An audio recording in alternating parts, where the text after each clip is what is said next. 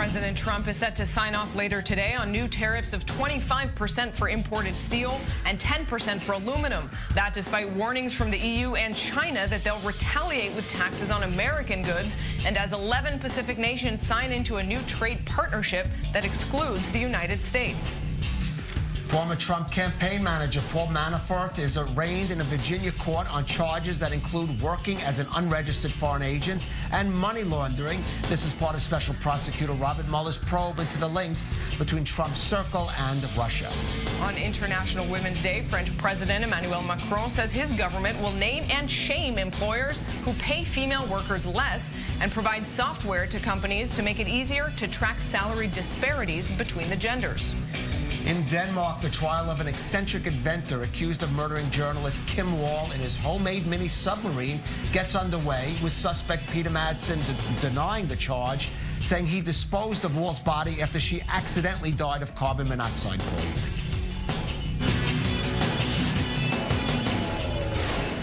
Welcome back to The Rundown. Now, over just the past 10 days, lawmakers on Capitol Hill have heard testimony from the heads of U.S. Central Command.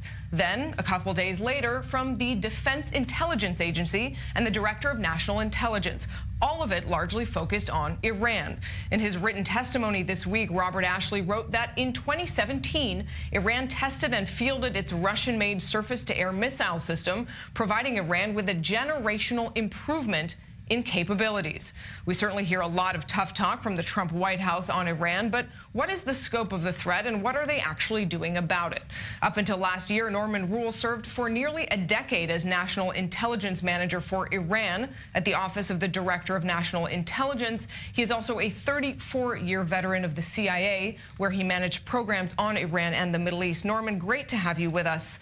So I want to start sort of with the basics, because we very frequently hear warnings from this White House, from Saudi Arabia, from Israel of the threat of Iran. You have followed this threat from the inside for decades. How would you categorize the threat level in 2018?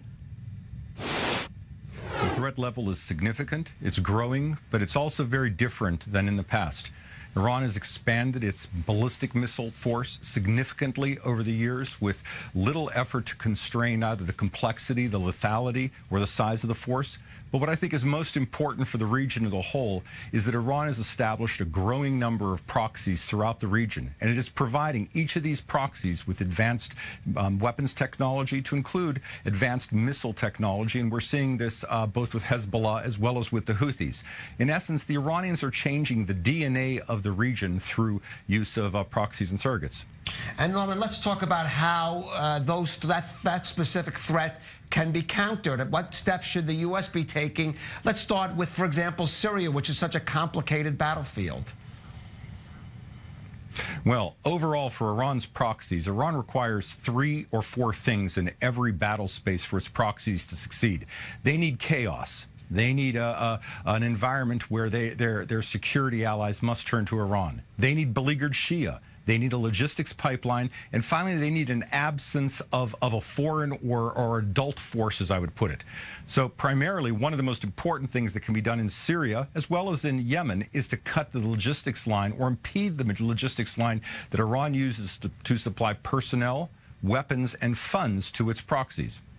Norman, we have heard this White House threatening to leave the nuclear deal several times in May, the next big deadline. And often the conversation seems to be grouping together both the nuclear deal and those threats you're talking about, Iran's proxies and support for terrorism across the Middle East. Do you think that it's fair to put them in one, or should the United States be dealing with Iran differently on the ground? Well, first, we should be dealing with we should sustain the nuclear deal. It has indeed constrained Iran's nuclear program, and it provides the world with tremendous insights into that program. That's a good thing. At the same time, we cannot let the nuclear program, the nuclear deal, hostage to the world to pressures it might apply, to prevent pressures it might imply to Tehran to stop its other activity. So it's important that the world understand that just because there's a nuclear deal, we cannot ignore everything else Iran is doing. There's been much criticism of the Trump administration for tying the two together. And although, again, I believe the deal should be maintained, I think it's important to note that because of the Trump administration's statements and activities on the deal, there is a renewed interest in pushing back on Iran's missile program and regional activities from Europe. That's a good thing.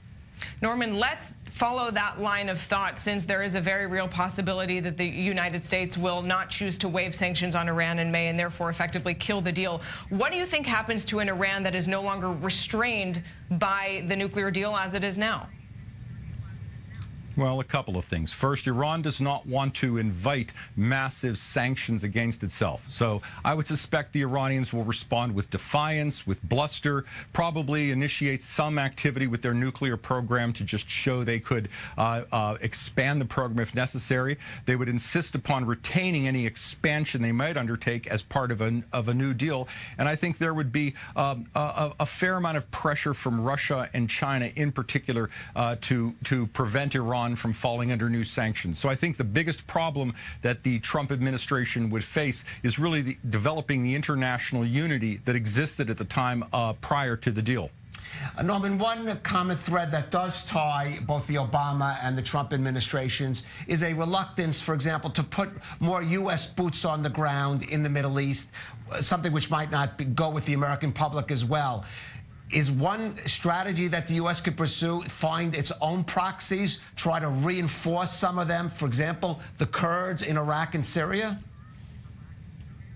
Well, there might be some who suggest that, but I believe the Iranian battle is best fought overtly by the world as a whole. And a proxy-to-proxy fight just means that you have proxies who die and Iran escapes the pressure. For this problem to be solved, you need a debate in Tehran among Iran's senior-most leadership where they have to decide what's more important, a stable Iranian government and a stable economy for a people who deserve a future, or a presence in Syria, a presence in Lebanon, and a presence in Yemen.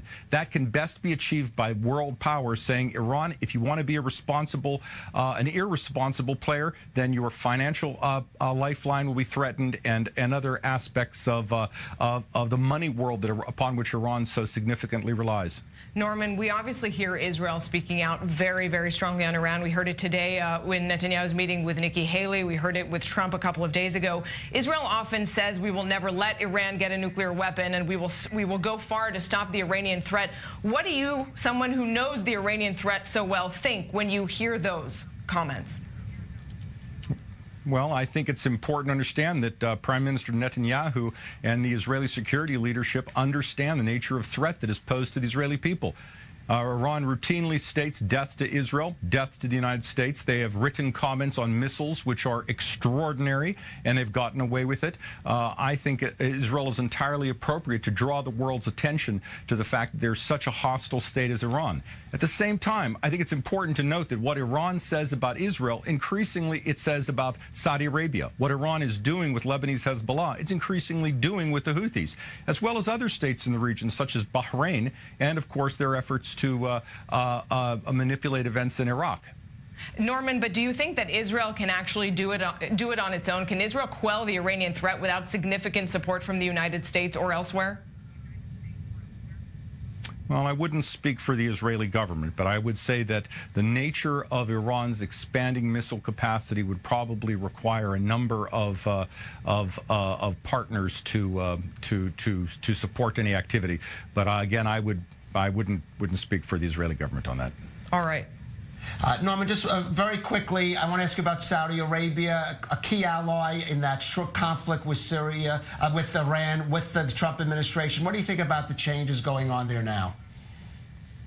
The changes are important. They're real.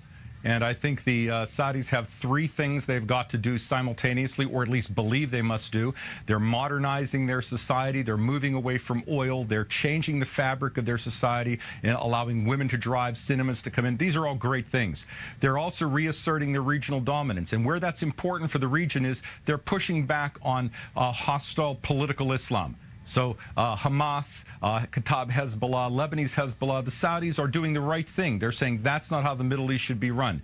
And finally, the Saudis are pushing for a more normative form of Sunni Islam. We've seen some extraordinary pictures of the Crown Prince sitting with members of the Christian leadership in England. It's important, and the Saudis are doing good and important things. Norman, we have to wrap here. Norman Roule in Washington, great to have you with us.